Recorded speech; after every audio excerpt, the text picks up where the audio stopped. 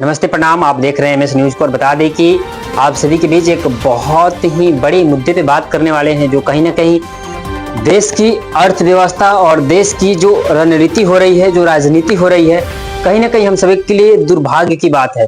जब से हमारे भारत में प्रधानमंत्री नरेंद्र मोदी बने हैं, तब से कहीं ना कहीं उथल पुथल, थाली बजाओ तो मास्क लगाओ, तो सैनिटाइज करो, तो घर में रहो, तो पेट्रोल कम यूज करो, तो गाड़ी कम चलाओ, तो विदेश यात्रा बंद करो, यानी कि तरह तरह की हम सभी के बीच जुमलेबाजी हो रही है। जब भी चुनाव की बारी आती है तो उन्होंने बड़े बड़े वादा करते हैं कि आपको इतने ज्यादा नौकरियां देंगे, आपको ये फंड देंगे, लेकिन जैसे उनकी राजनीति समाप्त होती है, कहीं ना कहीं हम सभी के बीच वार्तालाप उनकी बिल्कुल बंद हो जाती है।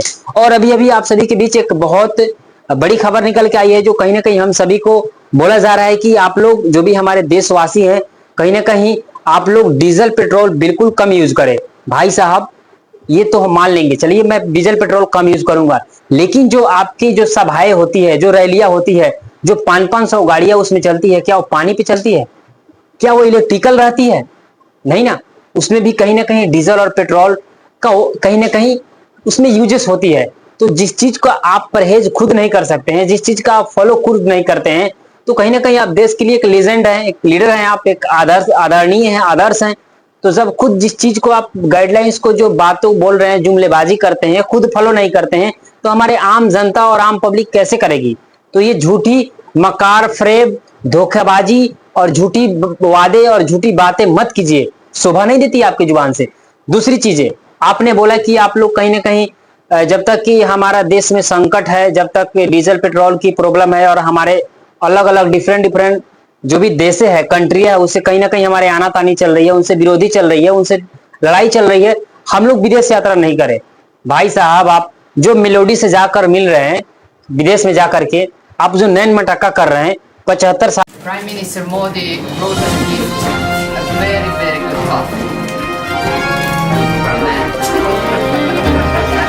My friend, how are you?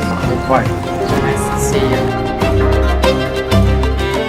जब दो सभ्यताएं मिलती हैं तो बातचीत केवल एजेंडा तक सीमित नहीं होती, इसमें इतिहास की गहराई। साल की उम्र में क्या आपको विदेश यात्रा जाना जरूरी थी? जब हमारा देश की अर्थव्यवस्था बिल्कुल गिर चुकी है, खराब हो चुकी है, जब हमारा जिस देश से हमको नहीं बन रहा है, नहीं पट रहा है, तो हम उस देश में जाकर अय्याशी क्यों करेंगे? आप सैर कर रहे हैं, रील बना रहे हैं, मजा ले रहे हैं, चॉकलेट तोहफा में दे रहे हैं, कहां तक ये सही है? और सोना न खरीदे। आप बताइए कि जो व्यक्ति अगर शादी ब्याह की सीजन चल रही है, अभी कहीं ना कहीं लगन की सीजन है, अगर अपने बेटी बहन को शादी में अगर गहना ना दे, तो क्या बेटा वाले शादी कर पाएंगे? नहीं ना। अगर गहने की जो दुकान किए हैं, जो उसके व्यापारी हैं, क्या अगर वो गहना उनका नहीं बिका तो क्या उनका घर परिवार चलेगा?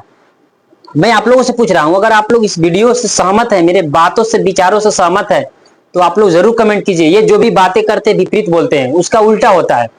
आप अगर अभी लोग छोटा सा एक रकम कम हो जाता है तो बारात वापस चला जाता है, जो कहीं ना कहीं मैं आपको छोटा सा क्लिप चला दूंगा वीडियो में, जो आप देख लीजिएगा। किसी बेटी की तो आपके घर पे आज बारात आने वाला था, क्या कारण है कि बारात नहीं आया? 50,000 रुपये के चलते बारात ना आई। हाँ, 50,000 रुपया नहीं दिए, इसीलिए बारात नहीं आया। आपके 50,000 रुपया नहीं मिलने से बारात तो वापस चला गया, नहीं आया। और आप सोने चांदी की बात करते हैं कि सोना ना खरीदे। भाई साहब, अगर सोना नहीं कोई खरीदेगा तो अपने बेटी बहन को कैसे गिफ्ट कर पाएगा, कैसे दहेज में दे पाएगा? और नहीं देगा तो क्या लड़के वाले शादी कर लेंगे? आप लिख दीजिए कि कोई भी शादी में, बेटी बहन के शादी में अगर कोई शादी कर रहा है तो गहने की डिमांड ना करे। आप ये चीज नियम लगाइए, लोग गहने की डिमांड नहीं करेंगे। लेकिन जो शादी में जो लेन देन की बारी आती है, लेन देन की बात होती है, अगर गहना लोग नहीं देगा तो क्या शादी हो पाएगी? बिल्कुल नहीं। और जो गहने की जो व्यापारी है, जो खरीदार हैं, जो बिक्री करते हैं, दुकानदार हैं, क्या उनका परिवार चलेगा? नहीं चलेगा। तो जो आपने जो भी बातें कही, विदेश यात्रा बंद करो, आप खुद से विदेश जाना बंद कीजिए। आपने बोला कि गहने खरीदना बंद कीजिए, तो आप एक नियम लगाइए, एक लॉ बनाइए कि हाँ, कोई भी शादी में गहने की डिमांड नहीं करेगा। अगर आप जैसे बोले कि कहीं ना कहीं डीजल पेट्रोल का जो है बिल्कुल खपत बहुत ज्यादा है और कहीं ना कहीं हमारे पास स्टॉक कम है, तो आप जो बड़े बड़े रैलियां कर रहे हैं उसमें गाड़ी की जो खर्चे हो रही है, जो पेट्रोल डीजल चल रहा है, आप खुद बंद कीजिए ना। तो ये जुमलेबाजी से काम नहीं चलेगी। जब से आपने प्रधानमंत्री बना है, देश को कहीं ना कहीं देश को बेच कर रख दिया है। सिर्फ अडानी और अंबानी के आपने कहीं ना कहीं जो हमारा जो भी देश का धरोहर जो भी चीजें हैं आपने बेच कर रख दिया है। तो इस चीज का आप ध्यान रखें। बाकी मेरा विचार, अगर मेरा व्यवहार, मेरा बात अगर आप लोग संतुष्ट है मेरे बातों से, तो आप लोग एक बार कमेंट कीजिए और कहां से वीडियो देखते हैं, और जो भी क्या ये जो भी जुमलेबाजी करते हैं ये कहां तक सही है, और जो भी वादे करते हैं क्या इस पे खड़े उतरते हैं, ये खुद फॉलो करते हैं? नहीं, ये खुद परहेज नहीं करते हैं, और हम सभी को, आम जनता को, आम पब्लिक को बोलते हैं। बाकी मेरा वीडियो कैसा लगा, मेरा प्रयास कैसा लगा, उनके जो भी जुमलेबाजी और जो भी झूठी वादे करते हैं कहां तक सही है। बाकी ऐसे ही नया और ताजा खबर देखने के लिए आप सभी को बहुत बहुत धन्यवाद। फिर मिलेंगे किसी नए वीडियो के साथ। जब तक के लिए जय हिंद, जय बिहार।